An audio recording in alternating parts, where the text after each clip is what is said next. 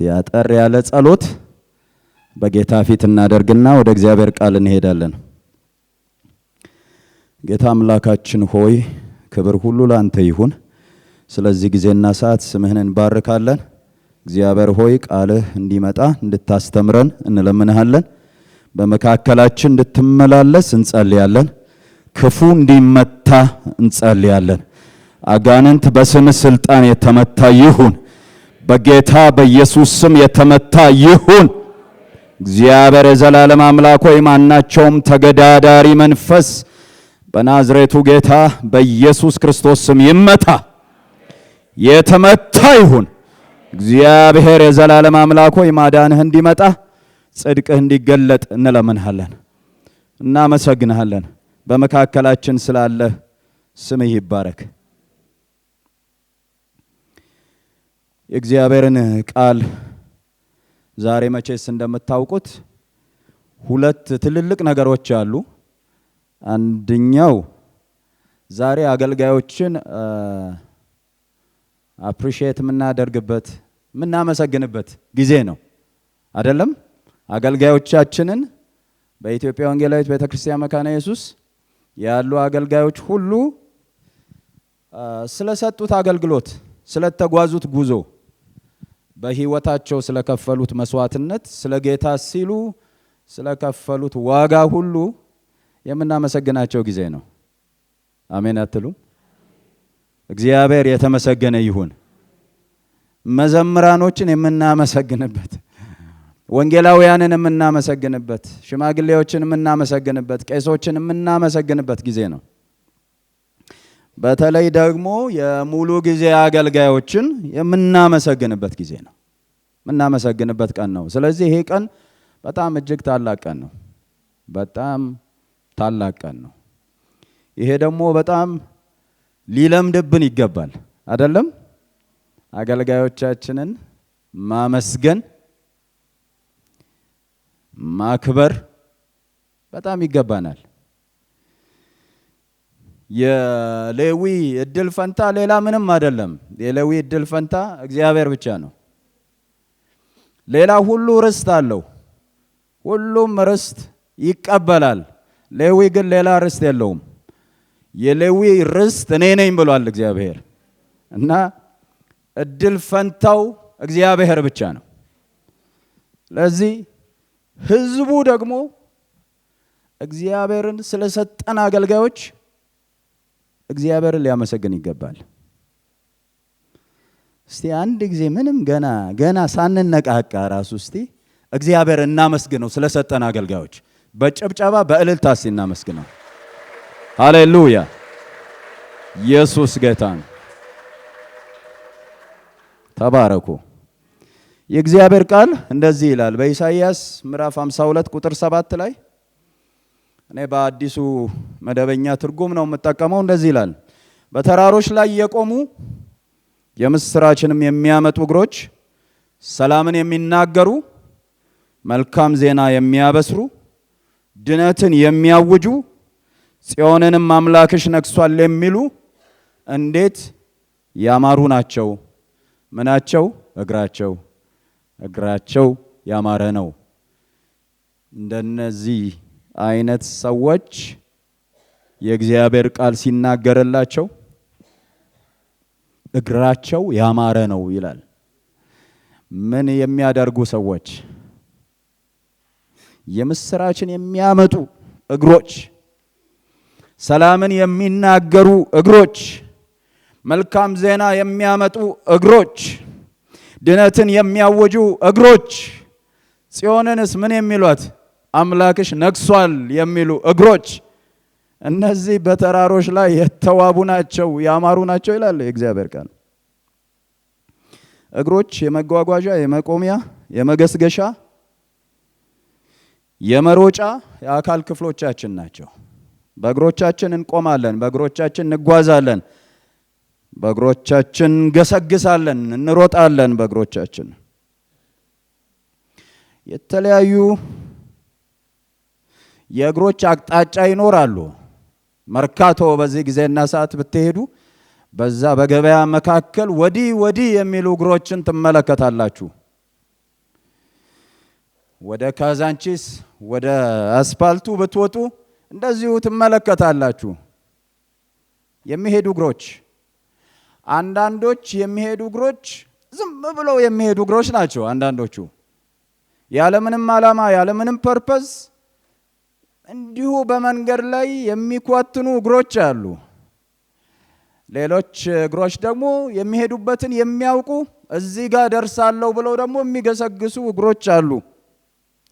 አንዳንዶች እግሮች ደግሞ ቆመዋል። ምናልባት ትራንስፖርት እየጠበቁ ሊሆኑ ይችላሉ። መቼስ ባዶ እግር ስለማናይ ነው እንጂ በተለይ ቀደም ብሎ የተለያዩ እግሮች እናይ ነበረ። በዚሁ በአዲስ አበባ ራሱ እኛ አንደኛ ደረጃ በምንማርበት ጊዜ በአብዛኛው በባዶ እግር እንሄዳለን። ከበረታንና ቤተሰቦቻችን ደግሞ በገንዘብ ከተባረኩ ደግሞ በረባንሶ ጫማ ይገዙልናል። በረባንሶ ጫማ አታውቁም አይደል እናንተ? አልደረሳችሁበትም። እዚህ ፊት በር አካባቢ ለእናንተ እንደውም ቅርብ ነው። ፊት በር አካባቢ በ50 ሳንቲሙና በ75 ሳንቲም ማባዛት ከሆነ 75 ሳንቲም ያወጣል። መቀነስ ከሆነ 50 ሳንቲም ያወጣል። እንዴት እንደሆነ አሁንም አልገባችሁም እናንተ። የግዴታ ስዕሉ መምጣት ነበረበት። አንዳንድ እግሮች ብዙ ከመጓዛቸው የተነሳ ተሰነጣጥቀዋል አይደለም? ድሮ በተለይ ወይም ደግሞ ወደ ገጠር ወጣ ብለን ብንመለከት እንደዚህ አይነት እግሮች እንመለከታለን። ቅዱስ መጽሐፍ ስለ አገልጋዮች ሲናገር ስለ እግሮቻቸው ይናገራል፣ ወይም ደግሞ ስለ ማንነታቸው ይናገራል። አገልጋዮች ምን አይነት መልክ አላቸው? ምን አይነት ካራክተሪስቲክስ አላቸው? ስለዚህ እግሮች ተጨባጭ ወይም ደግሞ ግብ ያለውን ጉዞ እንደዚሁም ደግሞ መንፈሳዊ አቋምን ያሳያሉ። ስለዚህ የእግዚአብሔር ቃል በኢሳይያስ ምዕራፍ 52 ቁጥር 7 ላይ እንዳነበብኩት የምስራችን የሚያወሩ እግሮች ያማሩ እግሮች ናቸው ይላል። ወንጌልን የተሸከሙ የምስራችን የሚያወሩ እግሮች የተባረኩ ናቸው፣ ውብ ናቸው፣ ያማሩ ናቸው እግሮቻቸው ይላል። ዓለም ብዙ ጊዜ ሰበር የሆነ መረጃ ታወጣለች። እንደውም አሁን ምን ተጀምሯል? የሰበር ሁሉ ይወጣል። የሰበር ዜና። እነዚህ የሰበር ዜናዎች እና ሰበር ዜናዎች ሁሉ ብዙውን ጊዜ ልብ ሰባሪዎች ናቸው። አይደለም? ሰበር ይሉና ከዛ በኋላ ሚሳኤል ተተኮሰ እና ይህን ያህል ጉዳት አመጣ እና እነዚህ ዓለም ጋር ብትሄዱ ሰበር ዜና አለ። ልብ የሚሰብር የሚያሳዝን ሰበር ዜና አለ። አገልጋይ ግን እግሮቹ ያማሩ ናቸውና ምን ይዞ ይመጣል? የምስራች ይዞ ይመጣል። የምስራች ይዞ ይመጣል። የአገልጋይ ውበቱና ቁመናው ውጫዊ ገጽታው አይደለም። ዋነኛው የአገልጋይ ቁመና፣ የአገልጋይ ውበት፣ የአገልጋይ ማማሩ ቃሉን ይዞ በሚጓዝባቸው እግሮች ድካም ውስጥ ያሉ ናቸው። መልእክት ከመሸከሙ የተነሳ ያለ ውበት ነው ያለው። ሁለተኛ ስለ እግሮች ስናነሳ ትህትናን እናነሳለን። ሌላኛው የአገልጋይ ባህሪ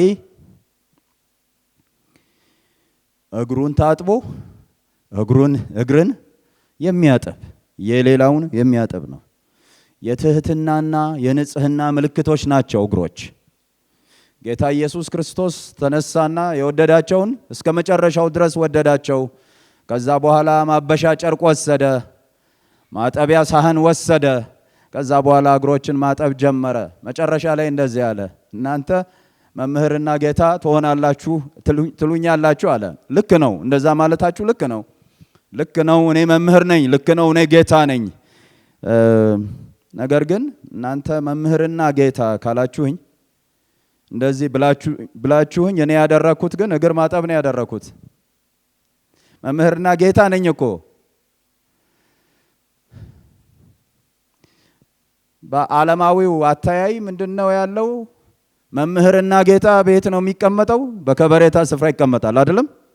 በከበሬታ ስፍራ ነው የሚቀመጠው። መምህርና ጌታ እግሩን ይታጠባል። መምህርና ጌታ እግር ማጠብ ደግሞ በአንድ ቤት ውስጥ፣ በአንድ እስራኤላዊ ቤት ውስጥ፣ በአንድ አይሁዳዊ ቤት ውስጥ የመጨረሻው ልጅ ወይም ደግሞ የአገልጋይ ተግባር ነው፣ የአገልጋይ ስራ ነው። እነሱ ቤት በምትመጡበት ጊዜ አገልጋይ ካላቸው አገልጋዩ ያጥባል፣ ወይም ደግሞ ትንሽ የሚባለው ልጅ መጥቶ ያጥባል እግር። ኢየሱስ ክርስቶስ እንደዚህ አለ፣ እኔ መምህርና ጌታ ከሆንኩኝ እና እግራችሁን ካጠብኩኝ እናንተ ደግሞ እርስ በርሳችሁ ልትተጣጠቡ ይገባል አለ። አንድ የደረጀን መዝሙር ታስታውሱ እንደሆነ አላውቅም። ደቀ መዛሙርቱ እግራቸው ቆሸሸ፣ አደፈ፣ ጎደፈ፣ እጅግ ተበላሸ። ሰውን የፈጠረ ሁሉን የወደደ ጭቃውን ሊያስወግድ ወደ ታች ወረደ። ትህትናን ሊያስተምረኝ ወዶ እግር አጠበ፣ ባሪያውን ወርዶ ራሱን አዋርዶ ይላል። ደቀ መዛሙርቱ እግራቸው ቆሸሸ፣ አደፈ፣ ጎደፈ፣ እጅግ ተበላሸ። ሰውን የፈጠረ ሁሉን የወደደ ጭቃውን ሊያስወግድ ወደ ታች ወረደ። ትህትናን ሊያስተምረኝ ወዶ እግር አጠበ፣ ባሪያውን ወርዶ ራሱን አዋርዶ። አገልጋዮች የሌሎችን ሕይወት በፍርድና በትዕቢት ሳይሆን በፍቅርና በትህትና የቆሸሸውን ያጥባሉ፣ የተሰበረውን ይጠግናሉ፣ ልቡ ለተሰበረው ይራራሉ። ከክርስቶስ ነው የተማሩት። ሶስተኛ እግሮች የመንፈሳዊ ውጊያ ምሳሌዎችና መሳሪያዎች ሆነው ተገልጠዋል። እግራችን የቆምንበት መሰረትና ድልን ያመለክታል። ኤፌሶን 6:15 ምን ይላል? በሰላም ወንጌል ዝግጁነት እግሮቻችሁ ተጫምተው ቁሙ ይላል። ምን በሉ? ቁሙ። ምን ለማድረግ? ዲያብሎስን ትቃወሙ ዘንድ፣ የሚንበለበለውን ፍላጻ ታጠፉ ዘንድ ወንጌልን ተጫሙና ቁሙ ይላል። መዝሙር 91:3 ላይ ደግሞ በተኩላና በእባብ ላይ ምን ትላለህ ይላል? ትጫማለህ። እግር የድል ምልክት ነው። በተጨማሪ ደግሞ የመለኮታዊ ጥበቃና መመሪያ ስፍራ እንደሆነ ደግሞ ያሳየናል። መዝሙር 119 ቁጥር 105 ላይ እንደዚህ ይላል፣ ሕግ ለእግሬ ምንድን ነው ይላል? መብራት ነው፣ ለመንገዴም ብርሃን ነው ይላል። ሕግ ለእግሬ መብራት፣ ለመንገዴም ብርሃን ነው። መዝሙር 121:3 ላይ እግርህን ለመናወጥ አይሰጥም፣ የሚጠብቅህም አይተኛም ብሎ ይናገራል። እግዚአብሔር በቃሉ አማካኝነት እግራችንን እንዳይሰናከል ከመንገዱም እንዳንወጣ ከማድረጉም በላይ ሌሎችንም በቃሉ እንድናገለግል ይፈልጋል።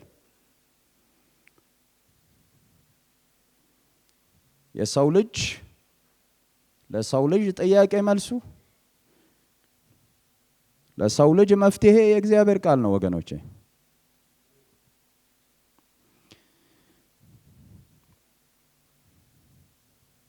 እዚህ ብዙ ጊዜ የእግዚአብሔርን ቃል ስንማር እንደነገርኳችሁ ልጆች ሆነን የእግዚአብሔርን ቃል እንይዛለን፣ የተዘመረውን መዝሙር እንይዛለን። ከዛም በኋላ የእግዚአብሔርን ቃል ተመልሰን ሄደን እናጠናለን። በተጨማሪ በመንገድ ላይ ቢያንስ አዝማቹን የተዘመሩትን መዝሙሮች እየዘመርን ነው የምንመለሰው። ሌላው የባለቤትነትና የቅድስና ምልክት ነው። የእግዚአብሔር ቃል ወደ እግዚአብሔር ቤት በገባህ ጊዜ ምን አድርግ ይላል? እግርህን ምን አድርግ? ጠብቅ። ይሄ ለእግዚአብሔር ቅድስና ራስን ማስገዛትና የራስን ፈቃድ መተውን ያመለክታል። ስለዚህ የአገልጋዮች ማንነት በዚህ ሊገለጥ ይችላል።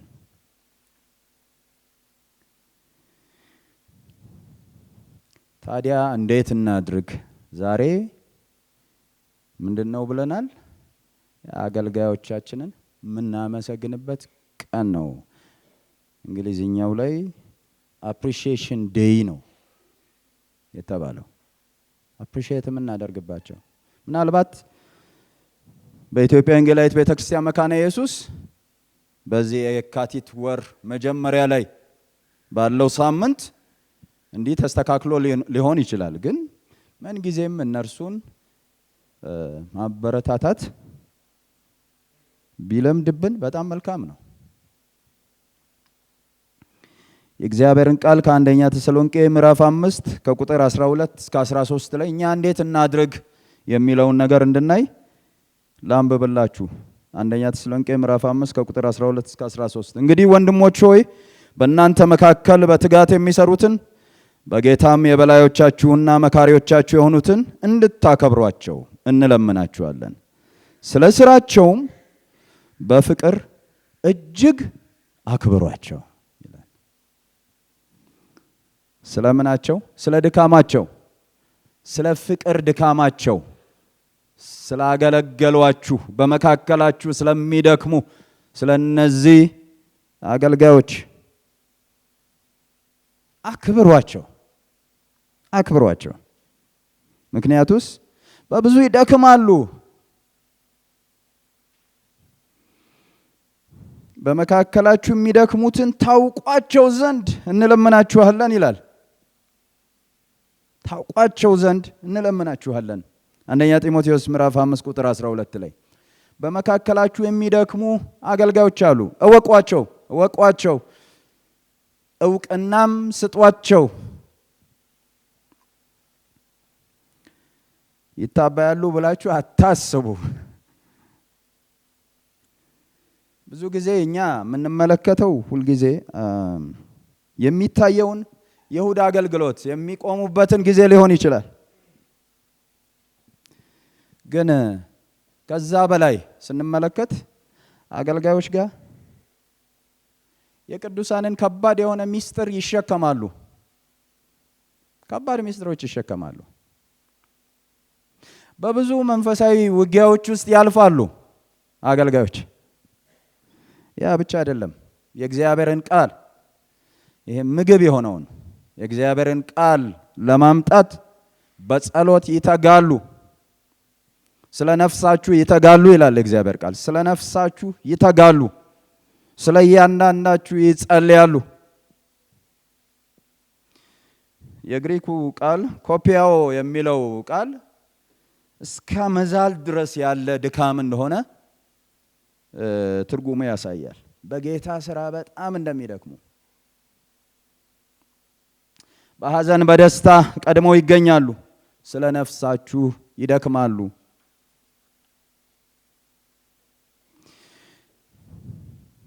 መቼስ የቡና ፍሬ ታውቃላችሁ። የቡና ፍሬ መዓዛው እኔ ደስ ይለኛል። እውነት ለመናገር በቤታችን ይፈላል አይደል አይደል? ግን ያው በጣም በቀላሉ የምናስተውለው ስለሆነ ማለት ነው። ግን መዓዛው እንዲወጣ በእሳት አማካኝነት ምጣድ ላይ ይቆላል አይደል? ይቆላል። ያን ጊዜ እንትኑ መዓዛው መውጣት ይጀምራል። ከዛም በደንብ ደግሞ ግራይንድ ይደረጋል፣ ይወቀጣል፣ ይደቃል። ያኔም ጣዕሙ ደግሞ ያኔ ደግሞ ይጨምራል። እጥፍ ክብርና ጥልቅ ፍቅር ለአገልጋዮች ይገባቸዋል። አሜን በሉ እስቲ።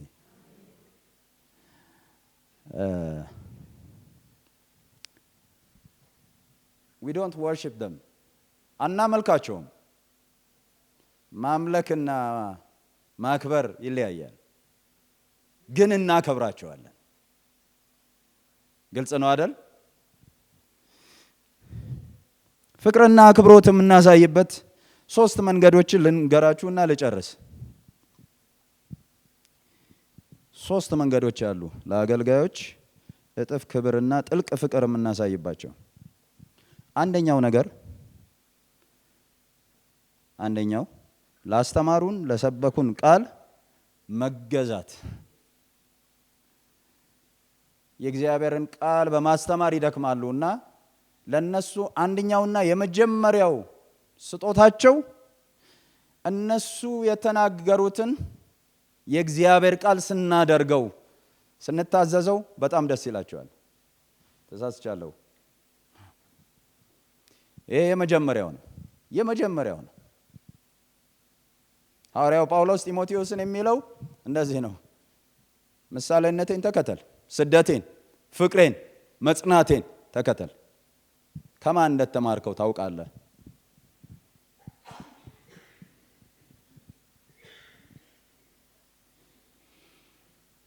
የእኛ መለወጥ የእነርሱ ሽልማት ነው። እኛ ስንታዘዝ የእነርሱ ሽልማት ነው። የእግዚአብሔርን ቃል ስንታዘዝ ማለቴ ነው። ያስተማሩንን ቃል ስንታዘዝ ማለቴ ነው። ሁለተኛ የጸሎት ጋሻና ከለላ እንስጣቸው።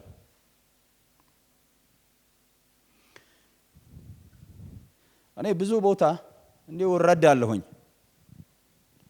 ብዙ ቦታ ለአገልግሎት በመሄድበት ጊዜ እዛ እቤት ውስጥ ካሉት አገልጋዮች ይልቅ እኔን ያከብሩኛል። አንድ ቀን የመጣሁትን አያክብሩኝ ማለት አይደለም መቼስ፣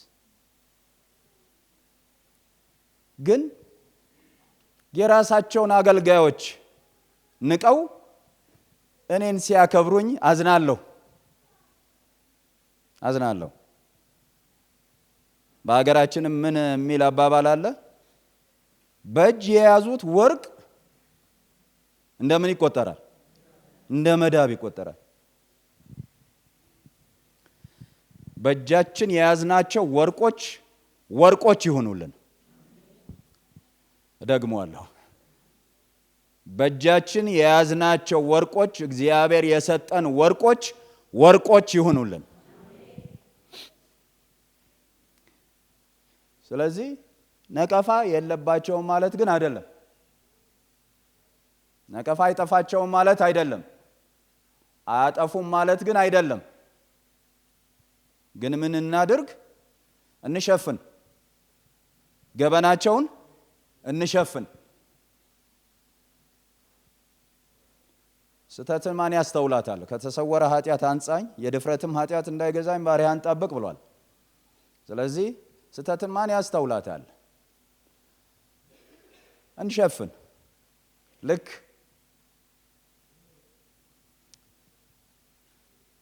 እነዛ የኖህ ልጆች እንደሸፈኑት ማለት ነው። የአባታቸውን ነውር እንደሸፈኑ እንሸፍን።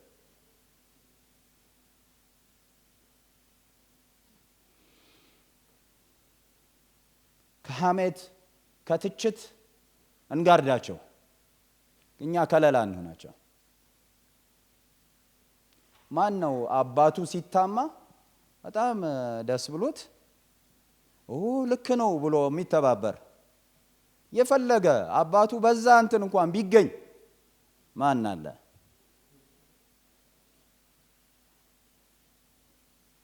አንድ ጊዜ በታክሲ ከልጄ ጋር እየሄድኩኝ 4 ዓመት 5 ዓመቷ ሆኖ ይሄድን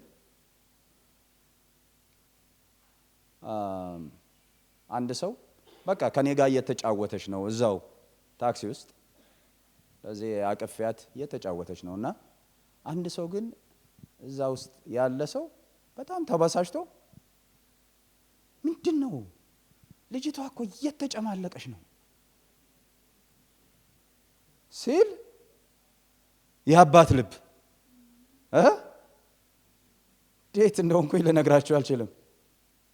ልጄ ጨዋ ነች አልኩኝ። አሁን በ4 እና በ5 ዓመት አስቡት ብትሞላቀቅስ በአባቷ ላይ አይደለም እንዴ?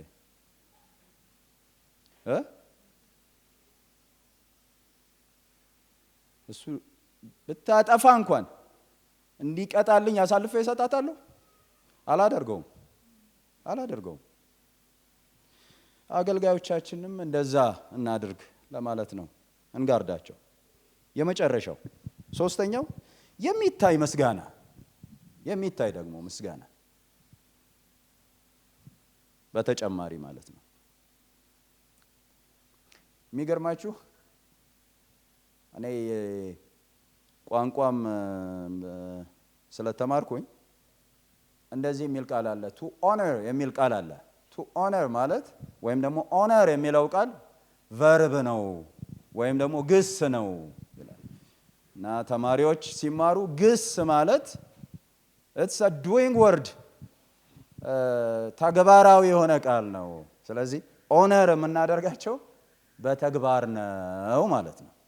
በተግባር አገልጋዮቻችንን ኦነር ልናደርጋቸው ይገባል፣ ልናከብራቸው ይገባል። ስጦታ በመስጠት እንዴ ወጣ እኮ ብትሉ እኮ ብዙ ነገር ነው እኮ የሚሰጣቸው ወጣ ብንል ማለት ነው። እዚሁኛው ሀገር እኮ ነው እያወራ ያለሁት። እዚሁኛው ሀገር ለልደት እኮ መኪና እኮ የሚሰጣቸው አሉ። ፓስተሩ ምን ይሰጠዋል? መኪና። ህዝቡ አዋጥቶ መኪና ይገዛለታል። ወደዛ እስክንደርስ ድረስ ግን ከእንትኑ ከስጦታው ትልቅነትና ትንሽነት በላይ ከልባችን የሆነ ስጦታ እንስጣቸው። ብዙ ጊዜ አባቶች፣ እናቶች ምን ስጦታ ይሰጣቸዋል? ምንድን ነው የሚሰጣቸው ስጦታ? በቤተ ክርስቲያንም በተለያየ ቦታ የምናየው ምንድን ነው? ጋቢ ሲያለብሷቸው አላያቸው? ጋቢ ምን ማለት ነው? ይመችሽ፣ አይብረድህ፣ አይቀዝቅዝህ፣ ይሙቅህ ማለት እኮ ነው። እና አገልጋዮቻችን እንደዚህ ብንል ምን ችግር አለው?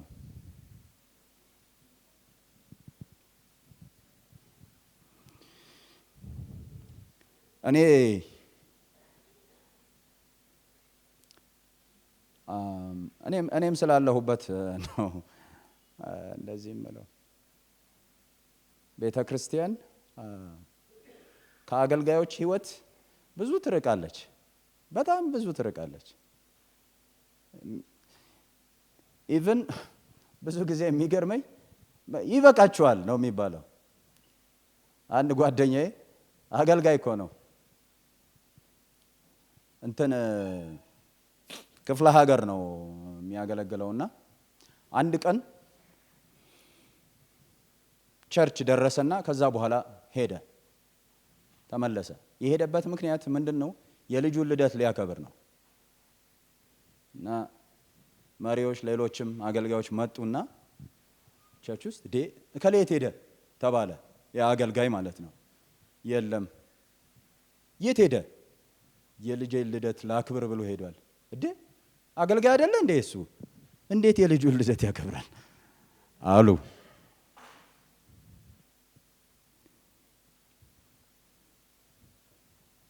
እናንተ እንደማትሉ አውቃለሁ። ግን ይሄም ሆኖ ዋንኛው